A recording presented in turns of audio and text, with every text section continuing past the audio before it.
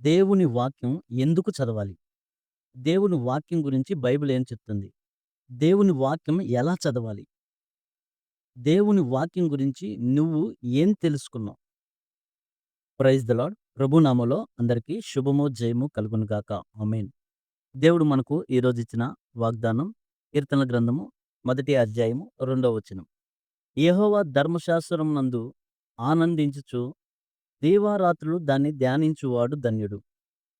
అంటే దేవుని వాక్యం మనకేం చెప్తుంది? దేవుని వాక్యాన్ని ఎందుకు చదవాలి? దేవుని వాక్యాన్ని ఎలా చదవాలి? అయితే కొన్ని వచనాలు చూద్దాం. మొట్టమొదటిగా దేవుని వాక్యాన్ని మనం చదవడం వల్ల మన జీవితంలో, మన కుటుంబంలో, మన ఆలోచనలో మార్పు వస్తుంది. అంటే మార్పు అంటే మంచి జరుగుతుంది. దేవుని యొక్క ఆలోచనలు మనం తెలుసుకోవడానికి ఉపయోగపడుతుంది. కాబట్టి దేవుని వాక్యం చదువుతూ ఉండాలి. అయితే బైబిల్ ఏం చెప్తుందంటే, దేవుని వాక్యం చదివిన వారందరూ ధన్యులని చెప్తుంది. అయితే లేఖనాలు దైవావేశం వల్ల కలుగునని బైబిల్ చెప్తుంది. 2 తిమోతిలో రాసిన పత్రిక 3 అధ్యాయం 16 వచనం, 2 పేతురు 1 అధ్యాయం 21 వచనంలో చూస్తే, మనం దేవుని వాక్యం అన్నీ అంటే దేవుని యొక్క లేఖనాలన్నీ దైవావేశం వలన కలుగుతుందని దేవుడు సెలవిస్తున్నారు. అయితే దేవుని వాక్యం అందరూ చదువుతున్నారు. అయితే ప్రతిరోజు చదివే వాళ్ళుంటారు. చదవడం మంచిదే గానీ, అది ఎలా చదవాలి? చదవటం ద్వారా మనం ధన్యులం అవ్వం గానీ, చదవటం వలన మాత్రమే దేవుడు మనకి అన్ని అద్భుత కార్యాలు చేయడం కాదు గానీ, బైబిల్‌ని ఎలా చదవాలి? దేవున్ని ఎలా అర్థం జేసుకోవాలి? మొట్టమొదటిగా దేవుని వాక్యం ఏకాగ్రతతో చదవాలి. రెండోదిగా ఆసక్తితో చదవాలి. నువ్వు ఏకాగ్రతతో చదివినప్పుడు నువ్వు దాని మీద దృష్టి ఉంచుతావు కాబట్టి, దేవుడు దేవుని యొక్క దృష్టి నీ మీదకు మల్లుతుంది. కాబట్టి నువ్వు ఏకాగ్రతతో చదవాలి, ఆసక్తితో చదవాలి, స్పష్టంగా చదవాలి, పట్టుదలతో చదవాలి, శ్రద్ధాశక్తులతో చదవాలి. వీటన్నిటిని మనం ఆస్వాదిస్తూ అంటే వీటన్నిటి ప్రకారంగా మనం చదివితే పరిశుద్ధాత్మ సహాయంతో మనం చదవడానికి అవకాశం ఉంటుంది. ఇవన్నీ లేకుండా పరిశుద్ధాత్మ దేవుడు మనకి ఏ విషయాన్ని తెలియచేయలేడు. కాబట్టి దేవుని వాక్యం చదివేటప్పుడు వీటిని పాటించాలి.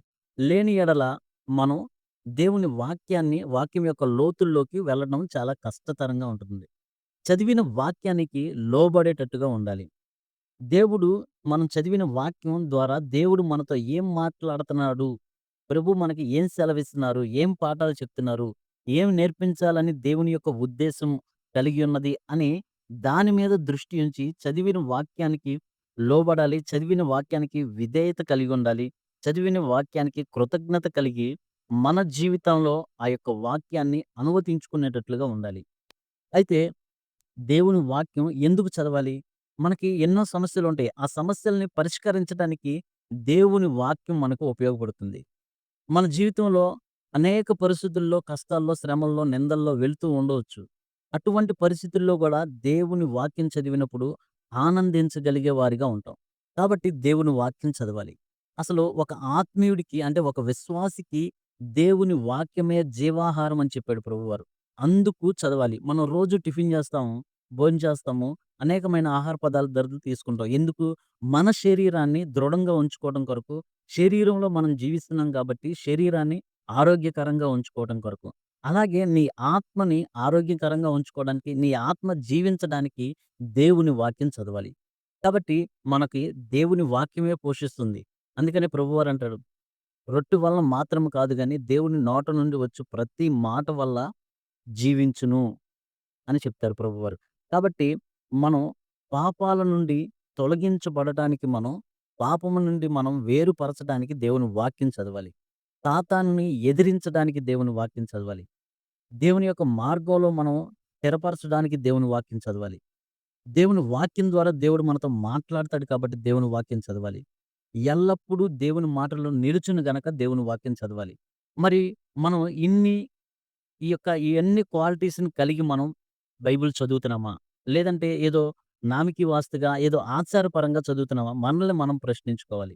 అయితే దేవుని యొక్క వాక్యం మాధుర్యం మన జీవితంలో, మన కుటుంబంలో ఉన్న వారందరి జీవితంలో దేవుడు దయచేయును గాక. ఆమేన్. Praise the Lord. ప్రభు నామములో అందరికీ శుభము, జయము కలుగును గాక. ప్రభువైన యేసు క్రీస్తు నామములో తండ్రికే సమస్త ఘనత, మహిమ, ప్రభావములు చెల్లును గాక. ఆమేన్. Praise the lord.